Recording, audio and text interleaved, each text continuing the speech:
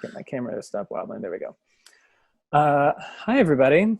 I'm Alex Knowlton. I'm the director of Joe's Pub here with Michael Mwenso, who is an incredible singer and composer and band leader and activist and all of these things. We go way back, and he's a member of our first year of the Joe's Pub Working Group, who formerly known as the Joe's Pub Artist in Residence, which is an artist development program cohort that we do annually, and is here as a curator and host of the Songs of Black Resistance and Hope that we're presenting virtually in Joe's Pub this summer.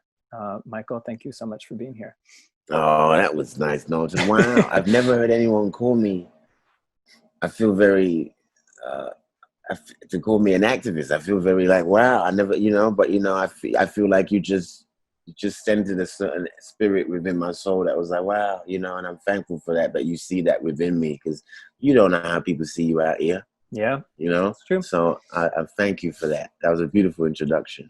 Well, I cherish you in our professional life and in my personal life. And I think hosting a show about Black voices in America anytime is an act of artistic activism. And I think especially right now, as we're in the midst of the growing pandemic with COVID that is disproportionately affecting Black and brown bodies in the US, and the growing attention for the movement for Black lives.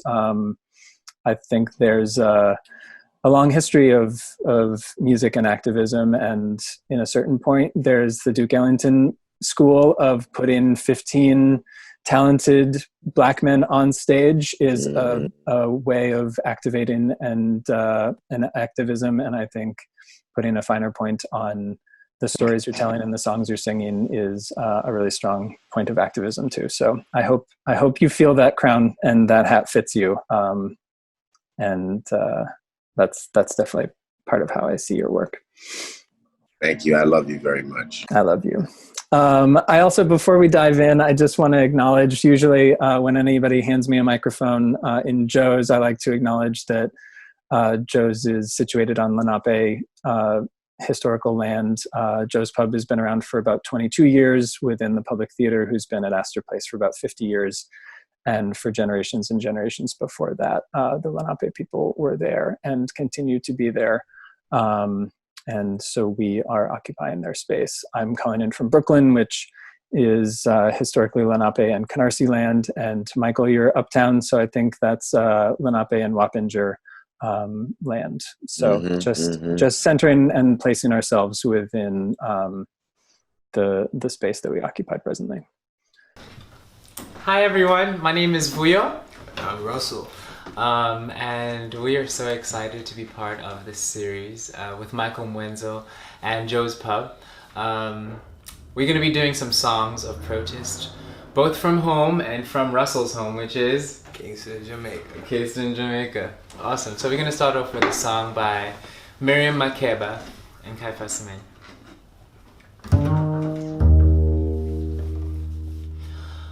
Makubenjalo, Makubenjalo, Kude kubenguna pakate, Kude kubenguna pakate.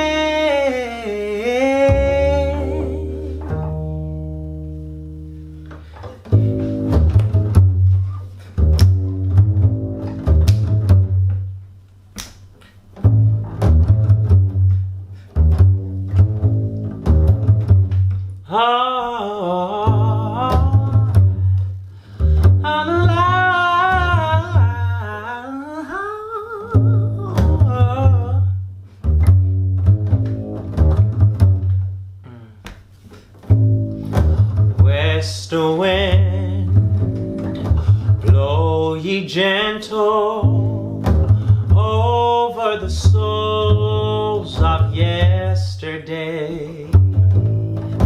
My sons, proud and noble, here within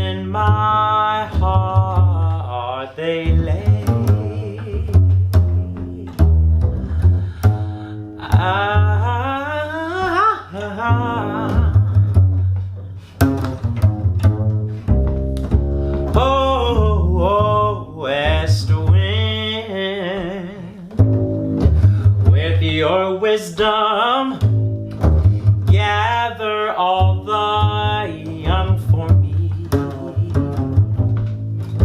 Black cloud hanging over, nest your bosom strong and free.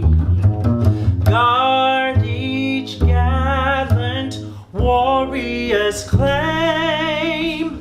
I am the soil from which they came.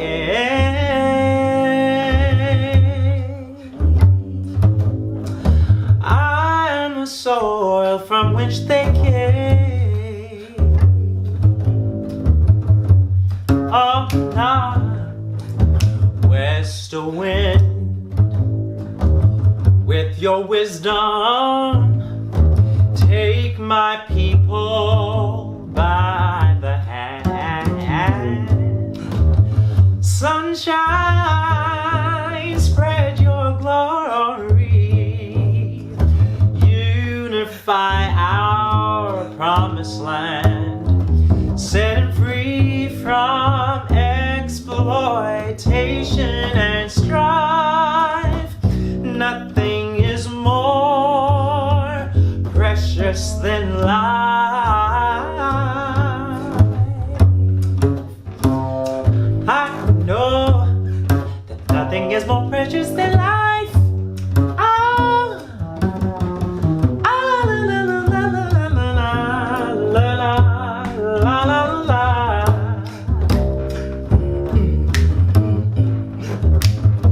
Ah, na, na, na, na, eh. Ooh, do, do, eh, yeah. Hey, ah, oh, ah, oh, ah, oh, nah.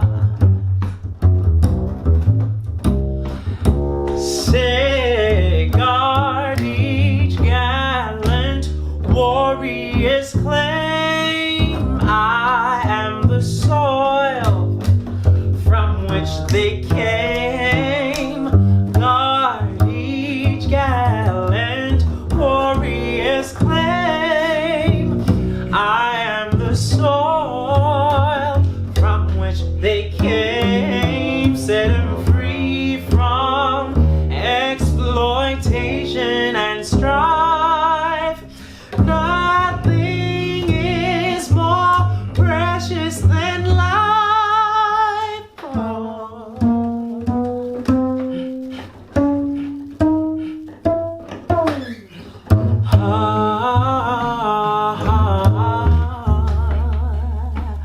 West wind, we believe in you to bring the truth. Oh, west wind,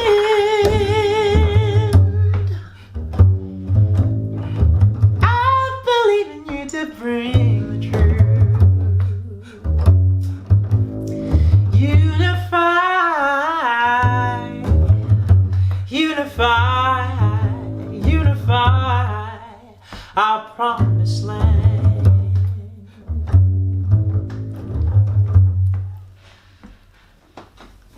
Talk to us about being a black man in the U.S. now.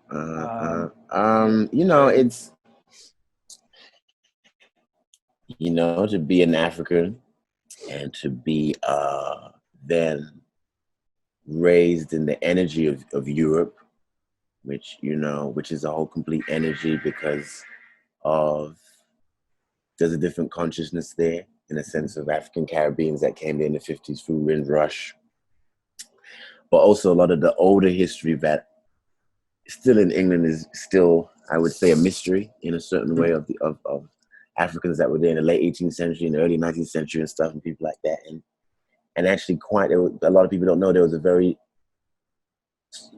small minority group of Africans in the 18th century, which were very actually in England, and almost you could say lived in a very echelon of life that is very uncovered. People don't know that history too.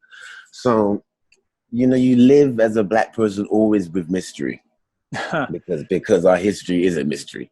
So, you know, being in Africa, thank God, if you're from that place and you're born there, it just gives you just an extra understanding of ourselves, you know. And I'm thankful for that. The little time that I was raised there, I'm so thankful, because it just gave me a little more understanding, you know. Because to go to England, you could get lost. Mm-hmm. You get lost as a Black person, because, you know, you start sounding English, you know, as they did to all of us, colonized us with their language. That's right. And you can get lost. You know, I remember going through very interesting periods of my youth when I was actually not as proud as I am now as an African person, you know, wanting to fit in school, maybe being embarrassed. You know, people, you know, I got cousins who did that thing. You know, it was, you weren't being empowered to be an African as you were growing up as a Black man in England. But, you know, you evolve and you develop and you get more conscious. And actually coming to America, as we say now, has even deepened the consciousness of my Blackness. You know, in a way that is, especially this particular time we're in. If you say, won't say the time, because you said we should just call it the time, we should just really call it what it is. This rising of the truth. Yes. Between the races, we'll say it like that, has even made me even more stand in truth with me as an African Black man. I wouldn't have got that in England. Interesting. I wouldn't have got that in England. England is so far behind with race and institutionalized racism and all that stuff. But America has even brought to me more kind of like, whoa. Right. I'm Black. I'm African. This is what Black people went through in this country. You better know the history and understand what's going on. Mm-hmm. You want to get that in England. I mean, maybe if I lived in England now, you see the statues coming down. But England has a very low potency of consciousness when it comes to Black people. And it's so interesting. You're saying history a lot. That word is coming up a lot. And I feel like that's important, thinking about the relationship that England has with its history of colonialism and oppression of Black people. Which is still, wait till England gets this one. Because you see, America's had its fire now in a certain way. Wait till England gets its shake of like, that's right. Oh, you colonized the whole world. Oh, you stole all the gold. Mm-hmm. Oh, you stole all the diamonds. They haven't had it yet. Well, they haven't had their reckoning. And the reckoning is so tantalizing too. And thinking about the songs of South African freedom that we're going to be celebrating this evening as well. Like, you know, in America, we look to South Africa and we say the reckoning has happened. The conversation is out in the open. And so, great job, well done, mission accomplished. And there continues to be a lot of work and discussion and struggle and oppression, even in South Africa. So it's just so empowering and also motivating to see how local and specific and personal the shape of justice and revolution takes in each of these places. And no, it's real, and we haven't even yet really unclothed what colonization did to us as Africans, because that one is even more the trauma of all of the Africans they put all over the world is individual. Mm-hmm. African Americans, they're one. Africans is colonized, we have our trauma. Mm-hmm. African Caribbeans, the African Brazilians, the African Spanish, it's all separate trauma. Yeah. So we haven't even uncovered what colonization has really done to us, because we have to do that one first before we even talk about slavery. And if you think about timeline of like, we're reckoning with slavery in the United States for the last 400 years and see how long and slow and painful that is, to think about moving the timeline back for colonization. It worked, and it's showing because of it's now is the time. Yeah. Now we're gonna play a song from South Africa. It is essentially a protest song, because it was known because it was being sung in the streets at the funerals during the 1976 student uprising, and even throughout all of the marches that happened throughout South Africa's anti-apartheid history. the song was prevalent. And it is in Xhosa, Zulu, two of which are Nguni languages. And it holds a very powerful message of what the people of South Africa, and I believe the black people, the people who are black all over the world, are singing together in this moment. And I want to honor those people that have also sung this song before, many times. This is Senze Nina. 2, 3, 4.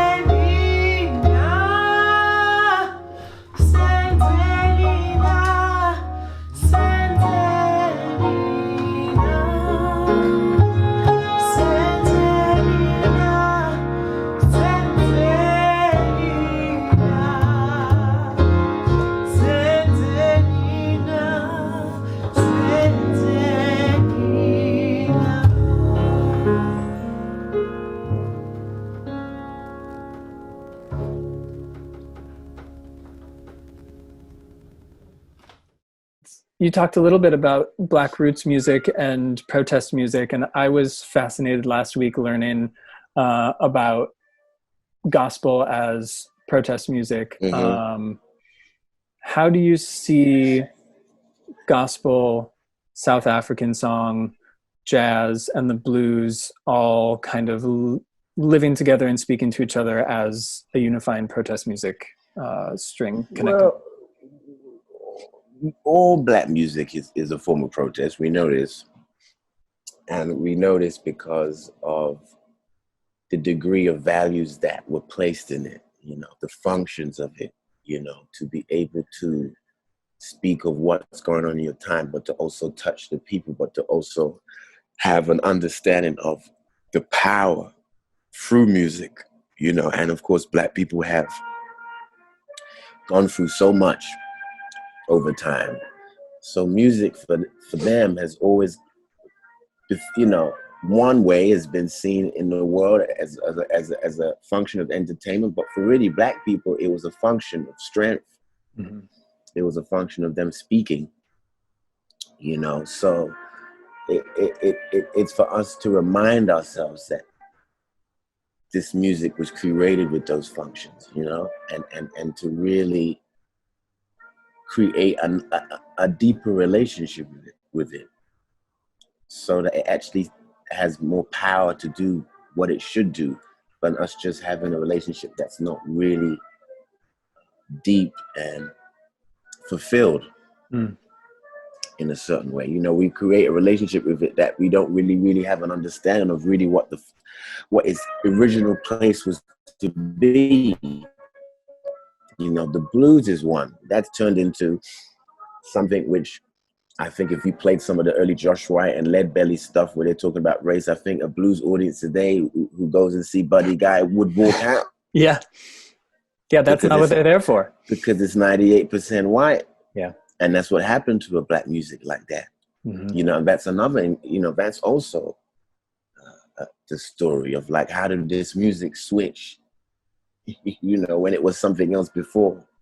Yeah, that entertainment word is that's layered. I know. That makes me think of commodification and appropriation. Like that's kind of a dangerous word when you think about black music in America.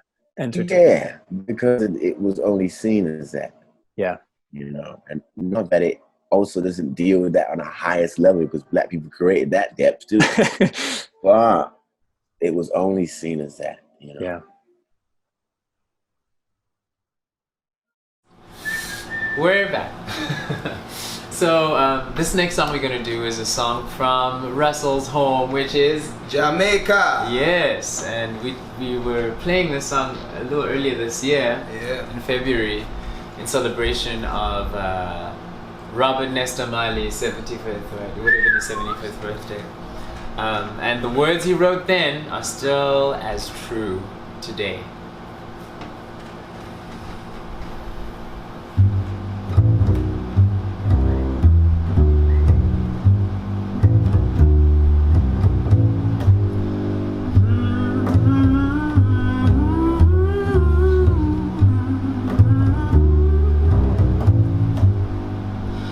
All pirates, yes, they robbed I, stole I from the merchant ships.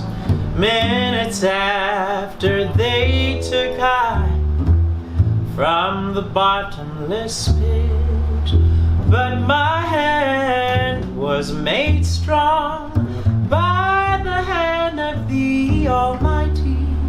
Wherefore in this generation triumphantly, so won't you help me sing these songs of freedom, 'cause all I ever had, redemption song, redemption song. Emancipate yourself from mental slavery. None but ourselves can free our minds. Don't have fear for atomic energy, 'cause none of that can stop the time. Oh, how long shall they kill our prophets while we stand aside and look? They say it's just a part of it. We've got to fulfill the book. So won't you help me sing these songs of freedom, 'cause all I ever had, a redemption song. Won't you help me sing these songs of freedom, 'cause all I ever had is redemption song, redemption song, redemption song, redemption song.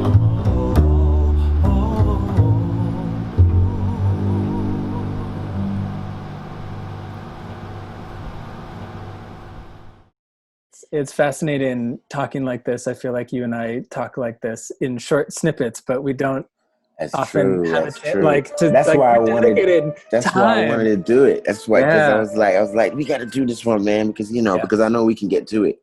Yeah. No, this is beautiful. Is there anything that I didn't ask that you feel like you want to talk about in what is happening in your world, what you see happening in the world around you? Well, for anyone watching now, just plant your seeds now. Because don't wait for things to open up. If you're an artist, if you're out and you believe in something, plant the seeds now, because if the ancestors see what you're doing now, they'll transition you to the new world smoothly. Don't wait for the things to open up. If things will open up, you won't have nothing. Do your thing now, hustle now, make the connections now, change the power structure. Yeah. So that's what I would say. I love that. Thank you. That's a nice haircut Emily gave you. Yeah, she did a good job, I think. The buzzers and the just going at it. She's got practice. Thank you, my friend. Thank all you. right. I love you. I love you. Thank you all for being here. And thank you, Michael, for taking some time to chat with me and share with the folks watching, and for putting this series together. It's an honor to have you in our artistic family, and to share this space with you, and to be together now while we're so far apart. So thank you. Well, you stayed with me from the beginning. if I'm going to say someone who has supported me from the time coming to this country and till now, is you. You've been a consistent strength and support of my talent, never failing. So I'm just thankful for who you are, what you are, and so thankful that now you're in the position you are at Joe's Pub, because you're gonna bring it to the new world too. We got to, and that's a two-way street too, man. We've been in this together. I mean, that first, I still remember that first day we met. I was sitting in that office. You just walked in like, what are you doing here? I know, but you see, look now, see? That's right. Here we are. Yeah, I love you. I love you too. Thank you. Thank you.